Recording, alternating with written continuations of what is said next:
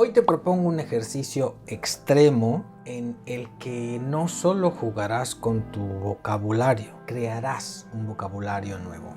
¿Te animas?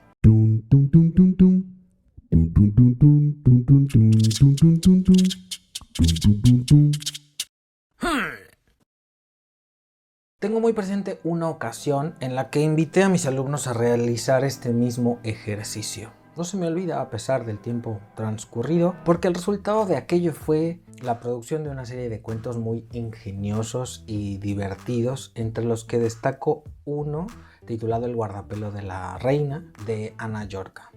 Busca en los metadatos el enlace al cuento para que lo leas, disfrutes y lo uses como ejemplo de lo que se puede llegar a crear a partir de la siguiente consigna. Abre al azar el diccionario y escribe en un papel el primer sustantivo que señales con el dedo. Repite esta selección arbitraria de sustantivos unas 20 veces. Descarta todas las palabras que no sean un sustantivo. Crea una primera lista con las primeras 10 palabras y frente a esa lista escribe otra con las 10 restantes. Se trata de que pongas 2 sustantivos a enfrentarse en 10 rounds distintos. Imagina que la primera palabra de la lista es destornillador, que la primera palabra de la segunda lista es gato. Ahora, en una batalla de una sola caída y con límite de tiempo, se enfrentan sobre el ring las 2 palabras, con tan mala fortuna para ambas que se rompen y revuelven. Une los trozos. Producto de esta batalla, crea una palabra nueva, una que no existe en el diccionario y que aún no tiene significado. Por ejemplo, gatornillador, cuyo significado decido que es herramienta de tracción manual con múltiples cabezas finas como bigotes de gato, cuya función es destripar ratones.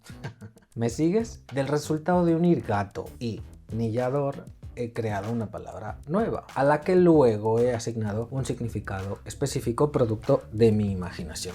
Fácil, ¿no? Y divertido también. Tienes 20 palabras que enfrentarás en 10 rounds, de donde nacerán 10 palabras completamente nuevas, que no existían y cuyo significado dependerá exclusivamente de tus caprichos. Eso sí, intenta que dentro de la locura que propone el ejercicio haya cierta lógica. O sea, que el significado asignado a cada una de las palabras se mantenga en el entorno semántico del significado original, flexibilizándolo con mucha holgura, para que lo entiendas mejor. El ejercicio pierde gracia si yo me inventara que gatornillador significa, por ejemplo, sentimiento que experimentan los habitantes de Venus. ¿Es posible?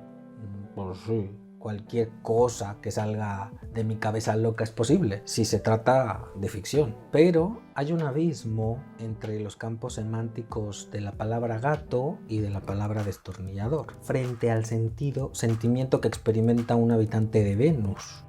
Están muy distantes. Lee El guardapelo de la reina de Ana Yorca y reconoce en él las palabras que inventó, que la inspiraron para escribir la historia. Así pillarás mejor la condición de asignar con lógica el sentido a las nuevas palabras. Con la lista de tus 10 palabras nuevas, escribe una historia con todos sus avíos. Al terminar el ejercicio, busca el apartado ejercicios de escritura en la página de inicio de mi web y reserva una clase conmigo para evaluar tu práctica. Si valoras este contenido, da clic al botón gracias y déjame una propina. Podrás hacer un comentario destacado. Suscríbete para que no te pierdas nada, deja un me gusta y comparte este contenido. Puedes seguirme también a través del podcast en Spotify, Google Podcast, Audible de Amazon, Apple Podcast o directamente en mi web israelpintor.com/podcast. Ayúdame y benefíciate siendo un super tallerícola. Consigue acceso a contenido exclusivo y prioridad al responder a tus comentarios. Sé tallerícola fan y ve todos mis vídeos sin publicidad y para siempre, o sé tallerícola preguntón y realízame una pregunta mensual por videollamada. Entra a israelpintor.com/soy tallerícola y elige suscripción.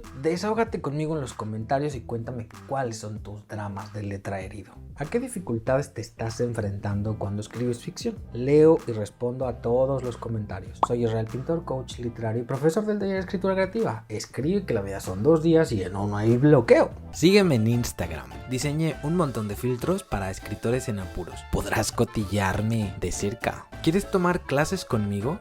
Conoce mis cursos en israelpintor.com.